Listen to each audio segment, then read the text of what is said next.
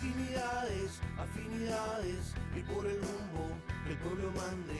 Latinidades, afinidades, que sepa el mundo, llega la patria grande. Llega la patria grande, un grito que se expande, el sable que se blande contra el blando y ese plan de dominación y fraude, sin traiciones que defrauden, puños que se cierran para que la convicción se guarde. Latinoamericano, cuestión geográfica, Latinoamérica hermano, integración empática frente a cotización, la concientización de la indignación hacia la digna acción en práctica. Latinidades, afinidades y por el rumbo el pueblo mande. Latinidades, afinidades, que sepa el mundo, llega la patria grande. La patria grande.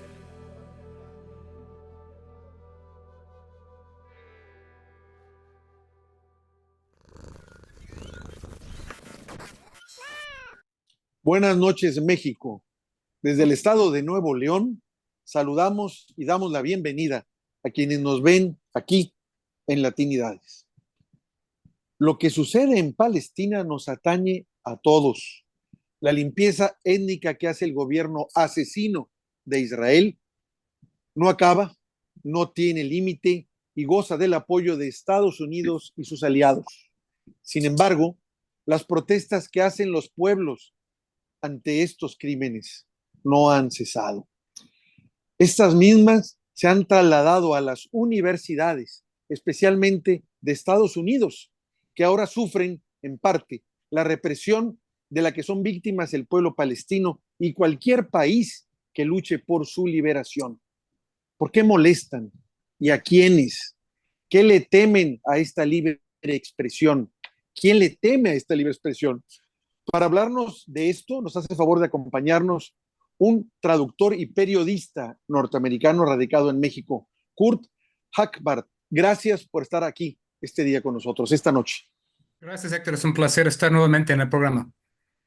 ¿Cómo ves tú esto, lo que está suscitándose, estos movimientos tan fuertes que se están dando en las universidades más caras del mundo para acabar pronto, como son las estadounidenses? Cualquiera de esos estudiantes, ya sea que sea becado o que no lo sea, porque hay familias que pagan precisamente que sus hijos estén ahí con cantidades de más de $100,000 al año o más. No tengo la cifra exacta, pero no son universidades económicas.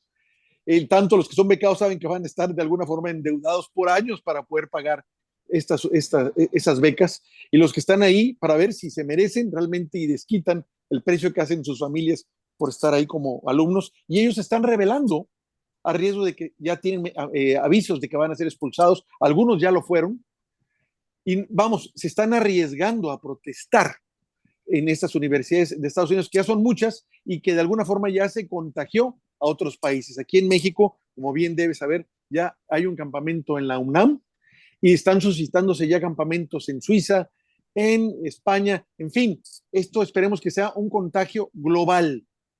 ¿Cómo ves tú esto? ¿Quién teme estas manifestaciones? Porque vimos ya que incluso Trump dijo en Estados Unidos, vayan, prácticamente dijo, arrasen con ellos, golpéenlos, acaben con esas manifestaciones. ¿Quién está detrás de todo este manejo de hilos que temen estas protestas? En tu opinión, ¿cómo está esta situación?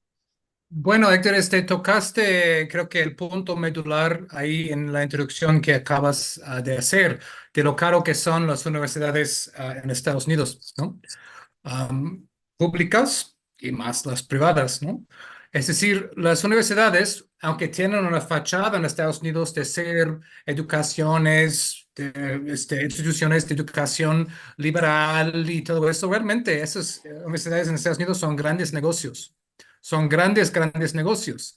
Y esto se da por la naturaleza del sistema de educación superior en Estados Unidos, ¿no?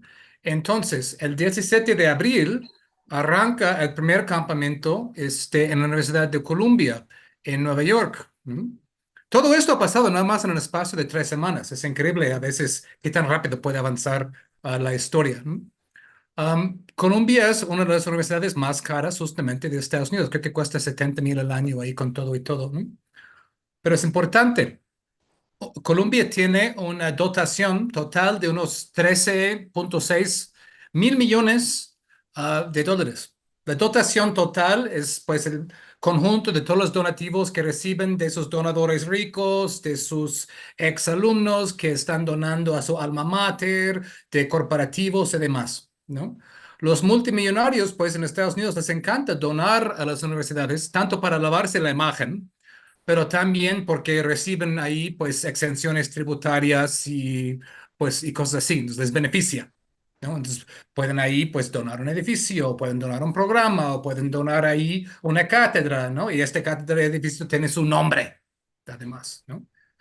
Entonces, Colombia, además, nada más para tomar este ejemplo, es la terrateniente más grande en Nueva York. Tiene unos 250 edificios en Nueva York, ¿no? Es decir, está muy metido en el tema de bienes raíces en una de las ciudades más caras del mundo, pero además esta dotación se invierte en fondos de cobertura, se invierte en fondos privados, se invierte en entidades como BlackRock, y también se invierte, por supuesto, en la industria armamentística.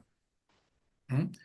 Además, las universidades de Estados Unidos, pues, tienen un papel muy importante de llevar a cabo esta investigación científica justamente para la industria armamentística y tecnológica, ¿no? Entonces hay, pues, vínculos muy fuertes con, pues, esas empresas israelíes que, como bien sabemos, incluso en México, se especializan en el espionaje, ¿no? En la tecnología que está usado para controlar a personas, justamente como controlan a los palestinos, ¿no? Entonces, los vínculos con las universidades en Estados Unidos y en Europa son, muy, muy fuertes, ¿no? Y Colombia no tiene la dotación más grande. Harvard, por ejemplo, tiene una dotación de 40.000 millones de dólares. Increíble, ¿no? Solo la dotación de Colombia sería equivalente al presupuesto de los estados de Veracruz y Querétaro de este año, ¿no? De una sola universidad. Son, Es son impresionante la cantidad. grandísimos negocios, ¿no?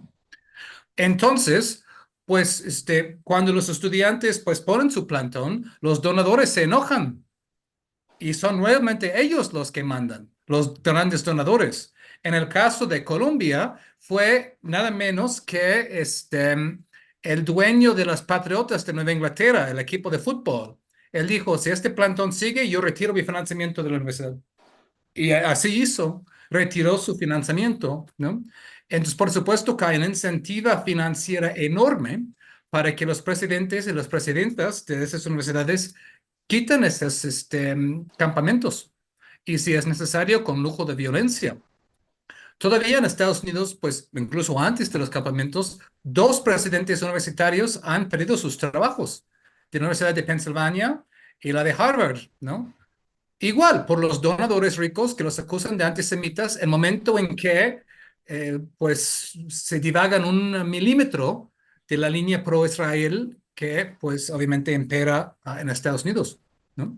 Entonces, los presidentes de las universidades, primero, no quieren perder sus chambas muy bien pagadas y segundo, no quieren perder sus donadores, porque las universidades ahí, en un sistema fundamentalmente privatizado, dependen no del gobierno, no de los fondos públicos, sino de los donadores multimillonarios. Y ellos, no, donde hay dinero, ahí baila el perro, ¿no? Pues lo que estás diciendo de veras es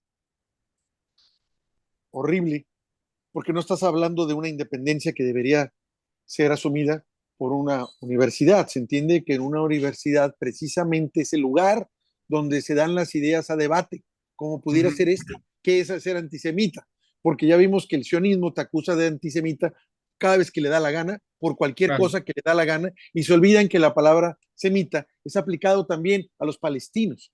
Si nos claro. vamos a la rigurosidad del término, ellos son los verdaderos antisemitas porque los están masacrando, los masacran. Ellos sí están matando y ejerciendo el antisemitismo, matando palestinos, pero de alguna forma ridícula se han buscado apropiar del término y decir que ellos son los únicos que lo pueden usar y a los que se les puede dirigir el antisemitismo, y no el antisemitismo que ellos en los hechos están aplicando actualmente en el genocidio y limpieza étnica que hacen con los palestinos.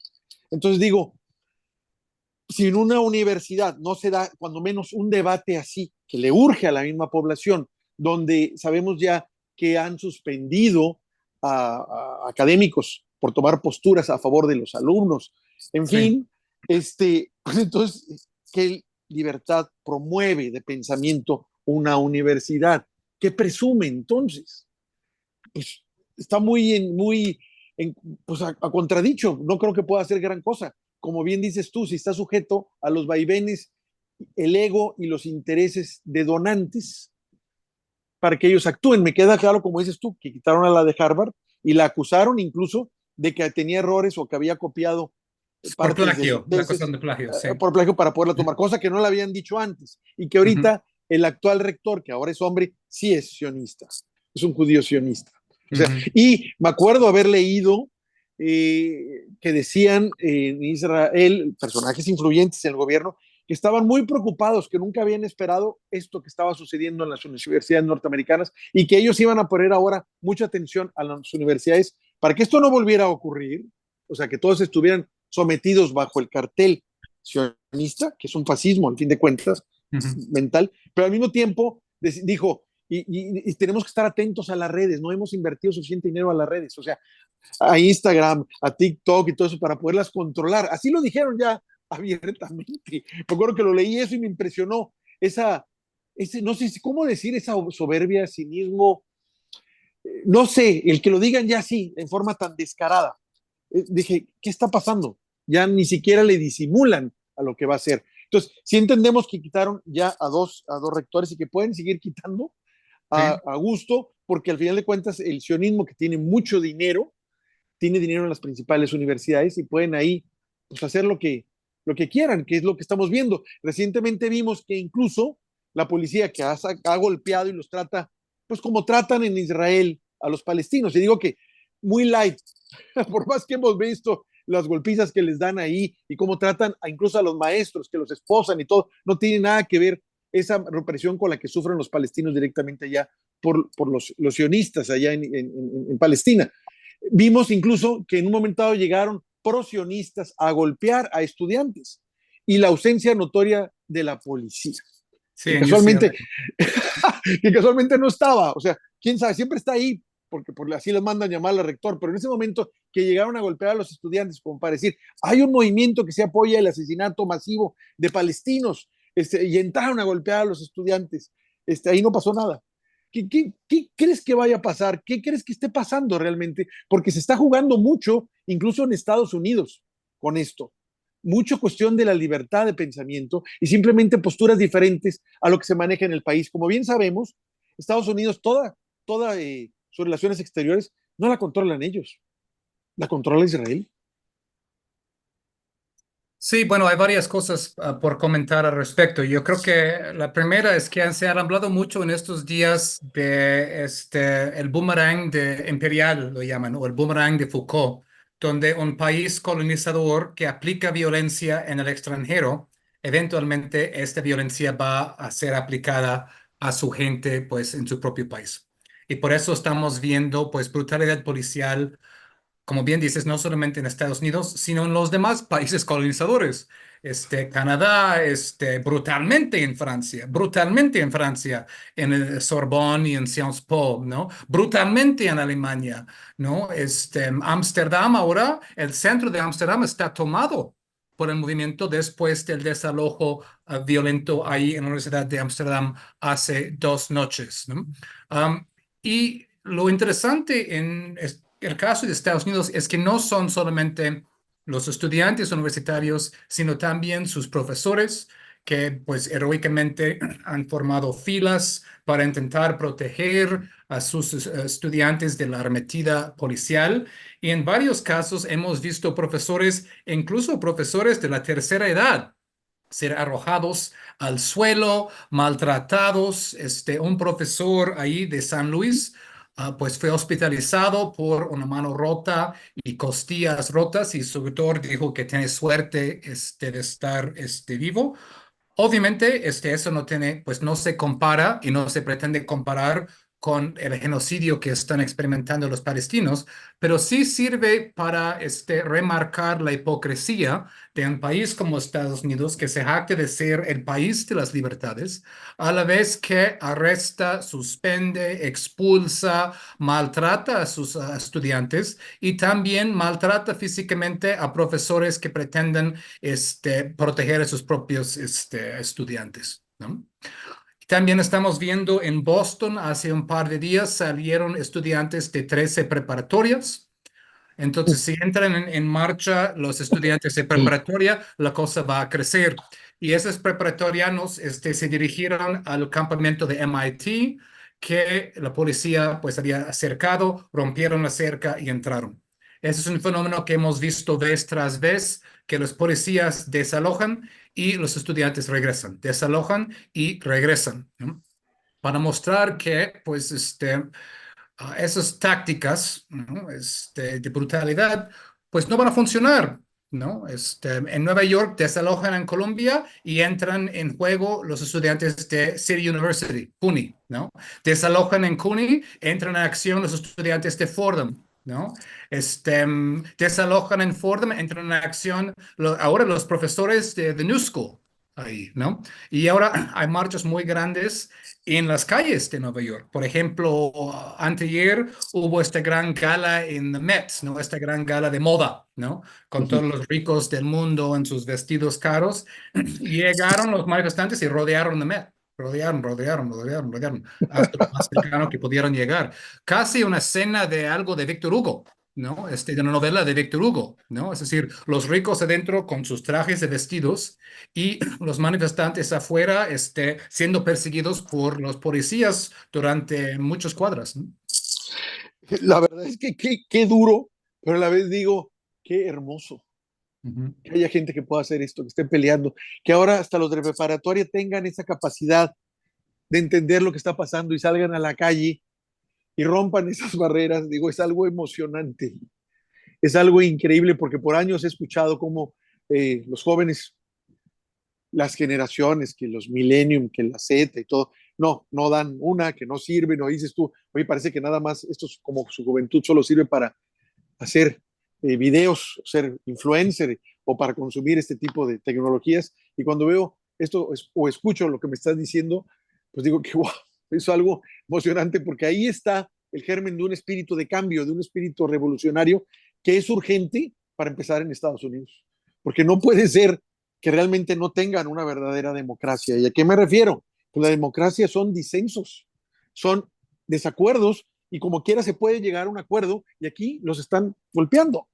Y la democracia también es precisamente poder salir a la calle y protestar y no los están dejando protestar.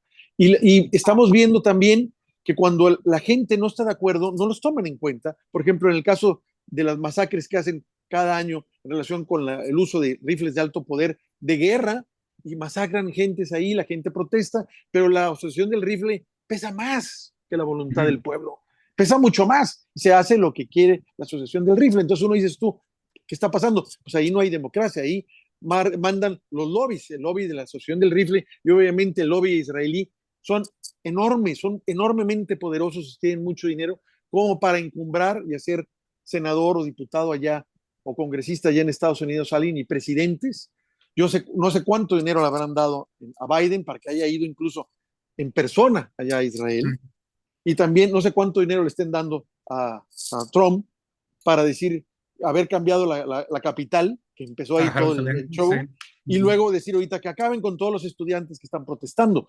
O sea, es impresionante, pero ahí no decide el pueblo, deciden los lobbies, deciden las corporaciones, deciden otro tipo de intereses. Entonces, esto que está pasando, digo, es el germen de que pudiera derivar en algo más. Y aquí vamos al punto. ¿Quién le teme a esto? Porque esto les ha de preocupar muchísimo a muchos grupos con lo que está pasando. Si esto se prende, como dices tú, si entran sobre todo los de prepa, si dejan ahora estar tuiteando, dándose mensajes y ahora tuitear lo que están haciendo ahí, esto puede ser algo de escándalo, algo muy, muy, muy grande. Ojalá y sea así. Ojalá y sea así. No sé cómo tú estés viendo esto, si crees que lo puedan cercenar o que esto ya no lo paran. Pues de manera romántica yo quiero contestar que no se va a parar, ¿no? Pero también pues hemos visto en la historia otras chispas de movimientos que pues han logrado apagar. Um, la ventaja de este movimiento es su espontaneidad, obviamente su moralidad y su justicia, ¿no? Um, un poco los retos que van a experimentar es cómo mantenerlo a lo largo del tiempo. Justamente ahora las universidades están terminando sus semestres en muchos casos. Justo Colombia canceló su ceremonia de graduación por temor a manifestaciones. Qué bueno. Am, entonces, pues se van a cerrar, cerrar las aulas para el verano. Ese es el momento en que los estudiantes tienen que seguir organizando fuera de los campus, porque justamente por lo caro de las universidades, pues casi todos los estudiantes tienen trabajos de verano de alguna forma, ¿no? Para pagar esos estudios, ¿no? Entonces, ¿cómo van a seguir organizando a lo largo del verano? Obviamente bien, es en el año electoral, entonces vienen en camino las convenciones de los dos partidos, ¿no? Donde van a nominar sus candidatos, ¿no? Ya por agosto, ¿no? Sin duda, ¿no? Si no hay un cese al fuego antes, ¿no? Va a haber grandes manifestaciones frente a las convenciones. Y si hay represión frente a las convenciones, va a ser exactamente como la Convención Nacional de los Demócratas en Chicago en 68, en la época de Vietnam, ¿no? Cuando Johnson incluso pues decidió no postularse por la impopularidad que él tenía en su momento y la brutalidad policial fuera de la convención, pues obviamente dio la vuelta al mundo. Entonces, ¿estamos camino a repetir un Chicago 68? Esa es una pregunta. Luego, el semestre se retoma justo en los meses más calientes de la elección presidencial, la campaña que es septiembre, octubre, ¿no? La elección es primer martes de noviembre.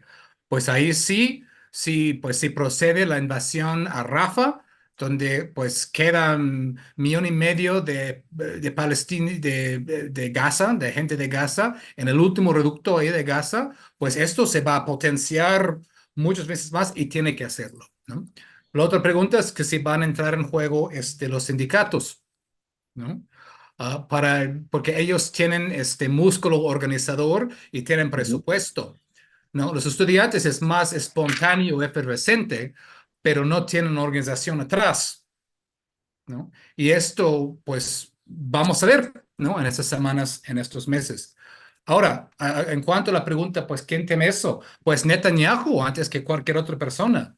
Por eso están tachando a terroristas de estos estudiantes. E incluso en Colombia, la policía mandó un equipo antiterrorismo al campus, un equipo antiterrorismo ahí. Y es interesante que una profesora de Colombia, Rebecca Wiener, también forma parte, es la directora de inteligencia de la policía de Nueva York, que también tiene una oficina directamente en Tel Aviv. Y esto les dice todo lo que tienen que saber. La policía en Estados Unidos es capacitada, entrenada por israelíes, ¿no? Y los mismas tácticas, estrategias de brutalidad, de perfilamiento racial, ¿no? De espionaje que han usado contra el pueblo palestino durante 75 años, ha sido pues importado por los policías de Estados Unidos para controlar a sus poblaciones nacionales. Sobre todo los estudiantes ahora, ¿no? Pero no solo.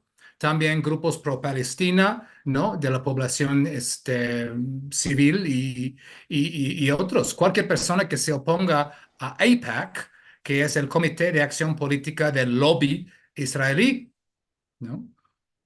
Es feroz, son feroces, ¿no? Y van contra cualquier persona que impide su camino, ¿no? Y ahora, pues, justamente eso, ¿no? Estados Unidos ya de por sí da 4,000 millones de dólares a Israel al año. Acaban de votar unos 25,000 millones más. Además de una ley, pues básicamente definiendo qué es el antisemitismo, como cualquier persona que ahora que critica a Israel es antisemita, ¿no? La cosa se pone, pues grave, ¿no? Además de la prohibición de TikTok que va a entrar en fuerza dentro de poco, ¿no? Entonces, el sistema político está en agonía en Estados Unidos y eso está vinculado al sistema universitario, que también está en agonía, está en crisis, ¿no? Pues mira, yo creo que el asunto es complejo en Estados Unidos por los candidatos que están en juego. Vimos que las atrocidades que llegó a hacer Donald Trump no las cambió Biden y mucha gente estaba esperanzada que Biden las hiciera para atrás y no hizo nada, incluso las aumentó. Entonces, para el caso de los que son pro-palestinos o aquellos que se han concientizado de que realmente está en juego no solo Palestina, sino todos los países libres del mundo, cualquier persona que piense diferente al sionismo se vuelve prácticamente enemigo de ellos y cuentan con todos los aparatos para acabar contigo. ¿Y cómo escogen a un candidato? A ver, escogen a Biden, que no ha hecho nada, que tiene las manos manchadas de sangre, y van a poner entonces mejor a Trump, que está peor. ¿Cómo escogen dos candidatos? De repente escucho a algunos intelectuales que dicen, ¿por quién vas a votar? Y dicen, no voy a votar por Trump, pero por Biden aún no. Como diciendo, voy a dejar mi voto hasta el último momento para ver si este señor se da cuenta que puede perder la elección, entonces le baja y corrige. Digamos que ese es un intento muy desesperado por esperar que a aquel le vaya mal, y en última instancia concederle el voto para ver si cambia. Entonces me hace muy triste una situación así. Para un palestino que está ya sufriendo esto, que cambie Biden por Trump, realmente no cambia nomás que el acento. La palabra genocida, la palabra limpieza étnica, ahí está. No se la van a quitar. Lo que van a cambiar es el acento. Con más fuerza lo hagan. En vez de darles 20 bombas, a lo mejor les van a dar 100. Eso es todo lo que va a cambiar. Entonces, ¿qué, en relación a los votantes que están en Estados Unidos, cómo verían las cosas? ¿Qué candidato? Sumamente deprimente. Es sumamente deprimente. Recordemos que en general Estados Unidos es el país industrializado con la menor tasa de participación en las elecciones, ¿no? Mucho menos que, por ejemplo, los países de Europa, menos que México, ¿no? Y esto porque, pues, justamente el sistema bipartidista, demócratas republicanos, es como un PRIAN, ¿no? Más o menos. Es un PRIAN, ¿no? Un PRIAN, pues, genocida en términos de política exterior, ¿no? Entonces, pues, la mitad de la población no vota de por sí. Y esto es algo histórico, ¿no? La mitad de la población no vota, ¿no? Más o menos, ¿no? De los que pudieran. Este año, como bien dices, está entre, pues, un genocidio en los hechos y otro, pues, declarado, esperando a ser genocida 2. Biden está en problemas. Biden ganó en 2020 en gran parte por el voto juvenil, los votantes entre 18 y 35 años. Su popularidad entre justamente esa demográfica está desplomándose. Su popularidad en general está muy baja, ¿no? También está perdiendo votos entre grupos de minorías étnicas que normalmente apoyan a los demócratas, de varios de ellos, ¿no? Y justamente a este fenómeno que comentas, que personas que pues están reteniendo su voto hasta que haya un cambio de timón en la política de Gaza y Palestina, que no se ha dado, ¿no?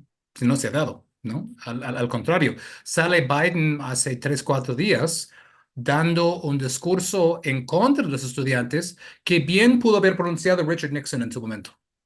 Ah, Ley y orden, nada, es decir, tratando a los estudiantes exactamente como los trataron en la época de Vietnam, ¿no? Ahora son antisemitas, en ese entonces los acusaron de ser prosoviéticos, ¿no? Pero siempre encuentran algo, ¿no? Pues un discurso sordo de Biden, que no hizo nada, ¿cómo se puede decir? Sanar, ¿no? La relación muy mala que tiene con esos votantes. Um, Trump, además, pues, ¿qué decir? Todos sabemos cómo es Trump. Además, Trump ha dicho que quiere deportar a miles y miles de inmigrantes, hacer campos de concentración, hacer deportaciones en masa, hacer operativos abiertos o clandestinos en México, mandar fuerzas especiales para supuestamente atacar a los cárteles. Es decir, un segundo periodo de Trump podría ser muy dañino. Pero ¿qué dices? Luego hay personas que dicen, pues no voy a votar ni por uno ni por otro, voy a votar por el Partido Verde o Cornel West o pues, ¿no? Otros partidos menores, pero el sistema ahí, pues no hay registro, no hay financiamiento público. Entonces, pues los pequeños partidos son microscópicos, ¿no? Lamentablemente, el sistema los marginaliza por completo. Todo eso me va a decir que es muy deprimente, es horrible el sistema político de Estados Unidos. Es horrible y no es nada democrático, es lejos de eso, ¿no? Te dan dos cajas de cereal con bombas adentro y digan, escoge. Es terrible lo que me estás diciendo, oh, terrible, porque no veo una solución, ya no digamos para Palestina, una solución incluso para muchas otras partes que padecen del mismo fenómeno, o sea, una monoagenda en la que si no te sometes te acabo, te destruyo, te desbalanceo, te saco de la jugada. Lo estamos viendo aquí en América Latina, cómo está la Richardson, la comandante del Comando Sur, Sí. que ya, ahora vamos a jugar más, los juegos va a tener que ser más intenso. ¿Y cuál es su juego? Poblar todas las bases militares que puedan en América Latina con el contubernio de connacionales que son vendepatrias de cada país, que Claro. cuentan plenamente con ellos, No y Bonnie, obviamente desestabilizar a todos los gobiernos que consideran progresistas y que se les oponen. Están detrás, me explico. Ahora que en el caso de, por ejemplo, Petro, que rompió relaciones, y que ellos compraban mucho armamento a Israel y muchas cuestiones de equipos de seguridad, de espionaje y todo esto, no dudo que ahora van a patrocinar todos los ataques que va a tener Petro atrás, simplemente para que llegue alguien que le siga comprando, evidentemente, y en México estamos igual. Entonces, vemos esto muy complejo, muy convulso. Creo que las protestas de los estudiantes, el que haya protestas, sí. es agua fresca, es agua fresca, porque y que ojalá esta sacie la sed de un cambio, la sed tan necesaria por una justicia y la sed porque se pare un genocidio. Este, no sé qué más nos puedas comentar tú, fuera de que es tan deprimente, si hubiera alguna posibilidad, una ligera posibilidad de una esperanza, porque digo, tanto si gana Trump como si gana Biden, ¿qué tanto cambia? Le quitan una rayita, pero no más, Bueno, no más. el cambio tiene que venir desde abajo en este caso. Sí, el panorama es muy deprimente en Estados Unidos, pero también vemos un Estados Unidos que no tiene el poder que una vez tenía, ¿no? El Estados Unidos intervino en Afganistán y perdió. Intervino en Irak, tuvo que retirarse.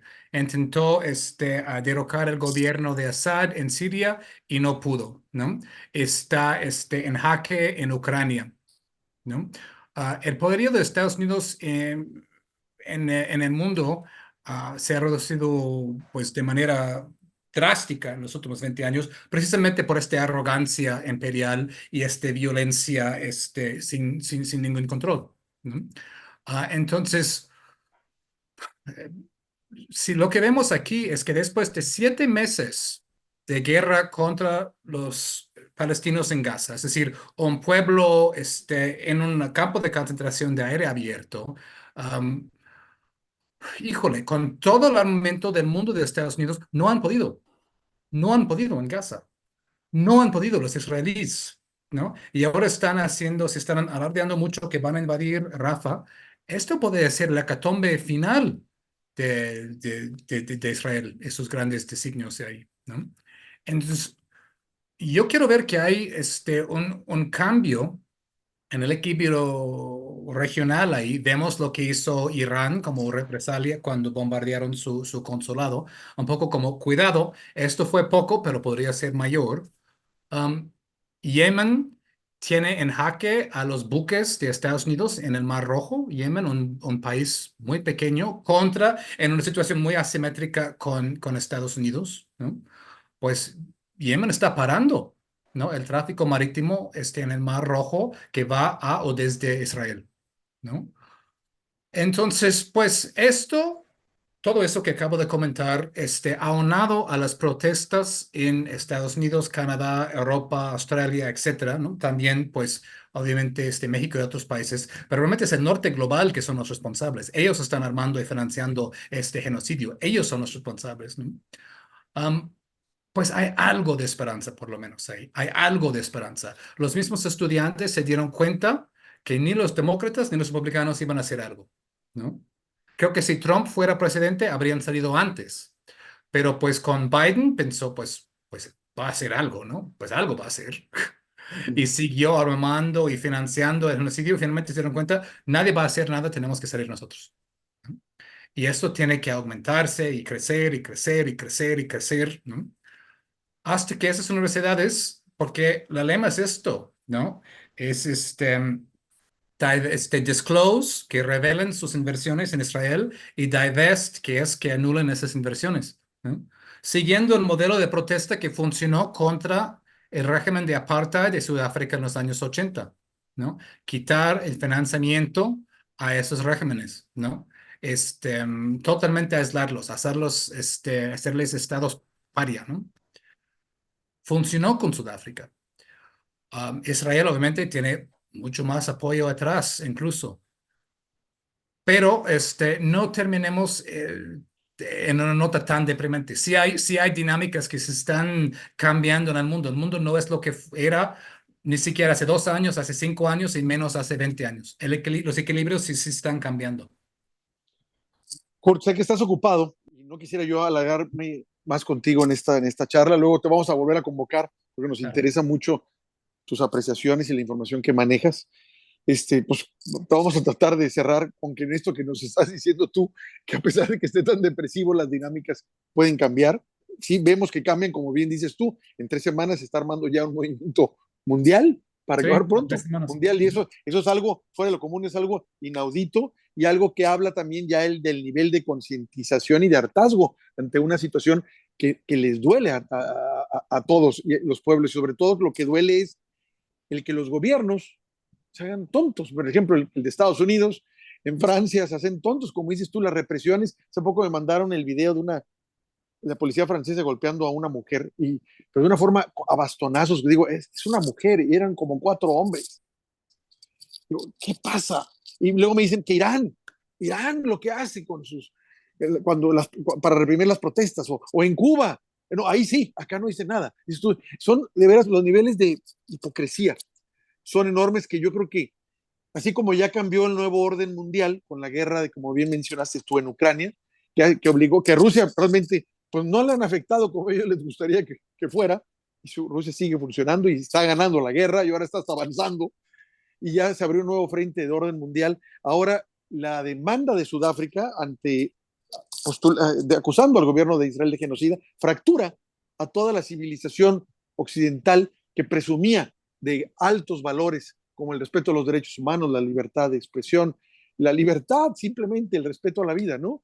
Queda totalmente fracturado y lo vemos cómo se fractura, no solo cada vez apoyando a Israel, de la que son asesinos y cómplices también, sino también ahora en sus propios territorios. Entonces es dramático lo que está pasando ahí y esperemos que esto pueda cambiar. Te dejo para que cierres, cuando menos las últimas palabras de la charla. Pues sigamos muy atentos de lo que va a pasar en esas semanas y sigamos con nuestros esfuerzos. Es decir, el movimiento a favor de la justicia y para terminar con el genocidio en Gaza depende de cada uno, de lo que decimos, de lo que escribimos, ¿no? De postear en redes, de hablar, ¿no? De eso, de no dejar de hablar de Gaza, ¿no? Y de seguir muy de cerca y apoyar si hay un movimiento, un campamento cerca, pues apoyarles, pues llevarles algo de tomar, de comer, ¿no? Am, y realmente estar muy, muy pendientes, porque es un momento en que todo está en juego y por ende todo puede pasar, ¿no? Dicen que animal herido es más peligroso y Estados Unidos ahora y Israel son los animales heridos, ¿no? Entonces es muy posible que veamos incluso más y mayor brutalidad por parte de la policía, ni hablar del ejército israelí, etcétera, ¿no? Entonces, bueno, estar muy pendientes, pues, seguir en eso, ¿no? Pues, Kurt, gracias por esta charla. Te agradezco. Después, como dije, te molestamos. Mientras vamos a estar, como dices tú, atentos, porque todo se está jugando ahorita. Todo se está jugando ahorita, sobre todo que, como hemos visto, cuando empezó la guerra de Ucrania, se teme de que esta se pueda desparramar a otras partes, y ahí está latente todavía. Un error puede desparramar todo en toda Europa. Y ahora lo que hemos visto en Israel es que luego el bombardeo y los ataques que ha hecho ellos mismos en Líbano y en otras partes, que eso también se pueda expandir a zonas más de conflicto y que lleva más gente a la muerte, ¿no? Pues estamos en contacto, te mando un fuerte abrazo y que tengas muy buenas Un abrazo, noches. Héctor. Estamos en contacto. Gracias.